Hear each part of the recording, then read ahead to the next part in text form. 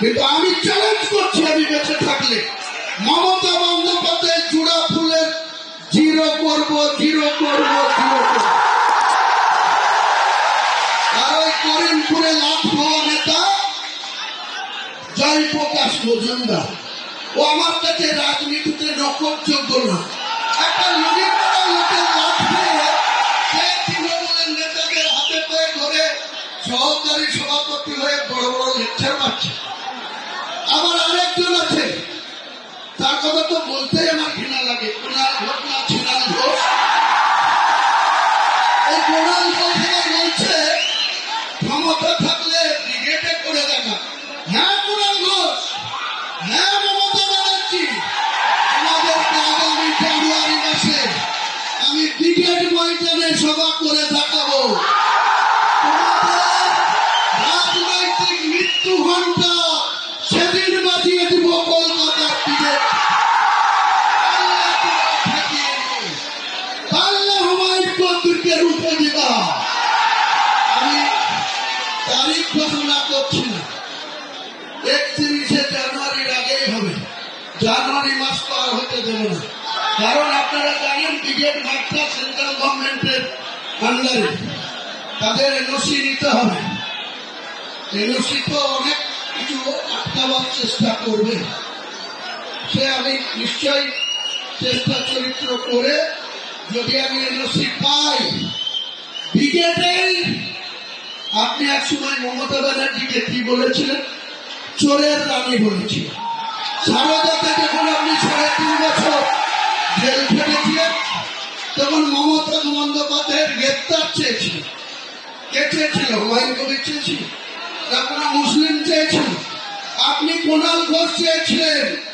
মমতাকে চোরের রানী বলেছিলেন, আমি বলিনি, হুমায়ুন কবির বলেনি। বাংলার কোন মুসলমান সম্প্রদায় মমতা বন্দ্যোপাধ্যায়কে চোর বলেনি, কিন্তু আপনারা বলেছেন।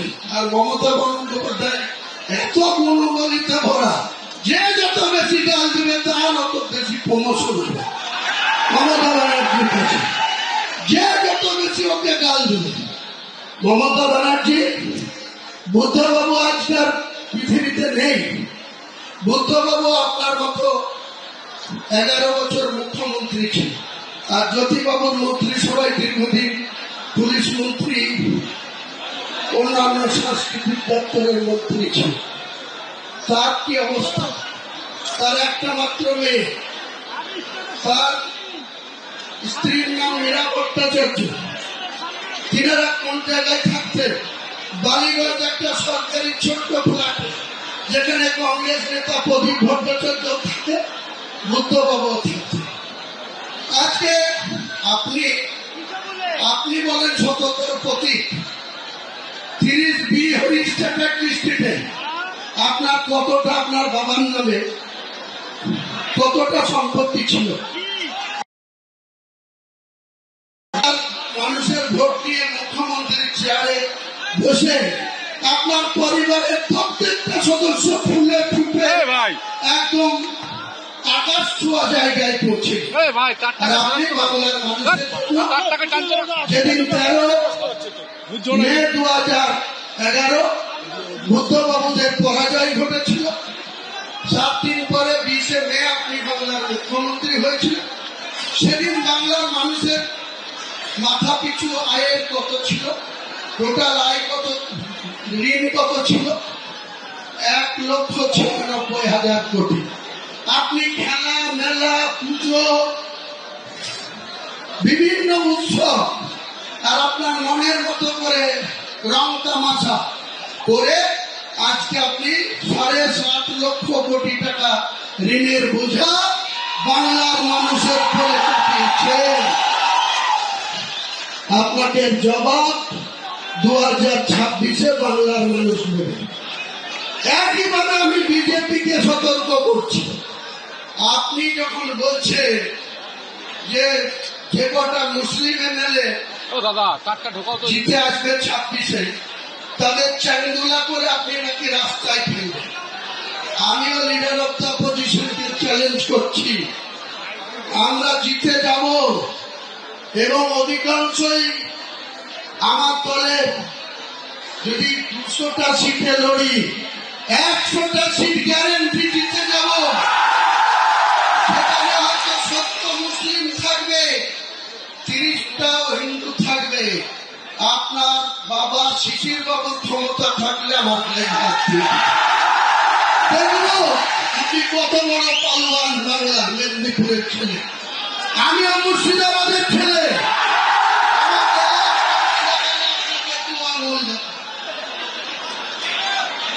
রাজনৈতিক ভাবে চ্যালেঞ্জ আপনি অ্যাকসেপ্ট করুন। অনেক শুনেছি আপনি সাংবিধানিক চেয়ারে অতি নিয়ে লিডার অফ দ্য অপোজিশন হয়ে আপনি বলবেন আমি হিন্দুদের জনপতি। এটা সংবিধানে বলা যায়? আমি হুমায়ুন কবির ভোট জানাই দিক, আমি ভোট পেয়ে নির্বাচিত সার্টিফিকেট পেয়েছি।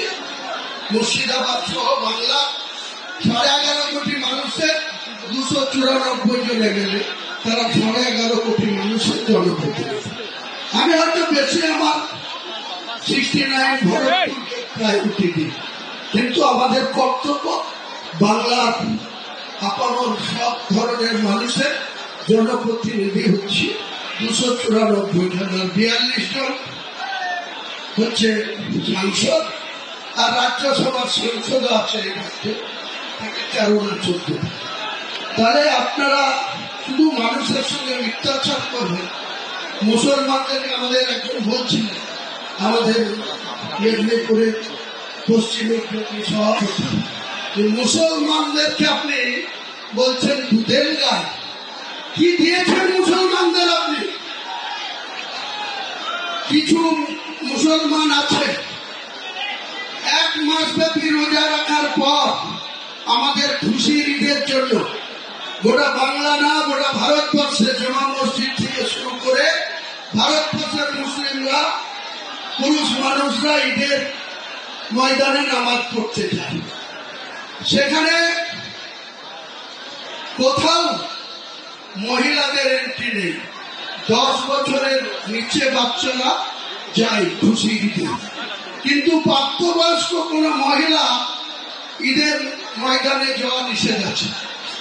কিছু মুনাফেক বাচ্চা মুসলমানকে হাত করে আপনি ঈদের ময়দানে গিয়ে আপনি বড় বড় হিজাব করে ভাষণ দেবেন, আর মুসলিমদের উন্নয়ন হয়ে গেল। কত মুসলিমকে চাকরি দিয়েছেন আপনি? 6টা দপ্তরের মন্ত্রী আছে, 3-6-18টা প্রতি বছর আপনি চাকরি দিতে পারেন। কটা মুসলমানকে দিয়েছেন? আপনি যে স্পিকার করে রেখেছেন বিমান বন্দ্যোপাধ্যায়, বারুইপুর থেকে নির্বাচিত, সেও 6টা করে প্রতি বছর চাকরি দিতে পারে। কটা মুসলমানকে দিয়েছেন?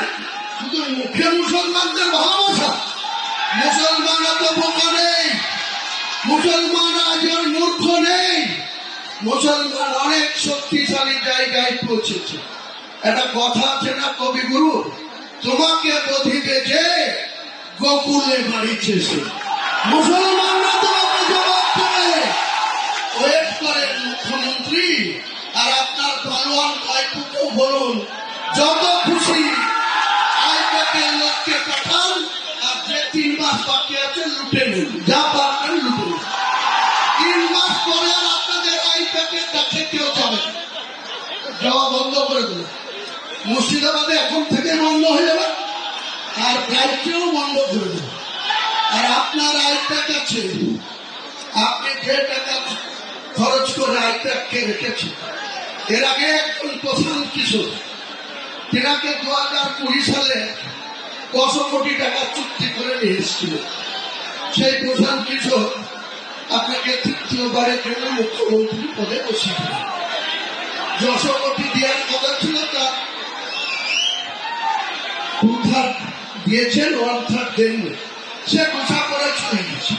তার একটা সংস্থাকে আবার আইপ্যাক বানিয়ে 20 বছর, 28 বছর, 26 বছর, 30 বছরের নন বেঙ্গলি ছেলেদের এনে আপনি এখানে টাকা লুটছেন, আর মুখে বলছেন বাঙালি। মুখে বাঙালি। শত্রুঘ্না সিনহা কোন বাঙালি? ইউসুফ পাঠান কোন বাঙালি? কীর্তি আজাদ কোন বাঙালি? লজ্জা করে না আপনার মানুষকে ভাওতা দিতে, মিথ্যাচার করতে? আপনি হুমায়ুন কবিরকে বলছেন গদ্দার। সাহস থাকলে আপনি ওপেন চ্যালেঞ্জ করলাম, আপনি ডাকবেন, আমি চলে যাব, কোনো ভয় নেই। আমি উপরওয়ালা ছাড়া কাউকে ভয় পাই না।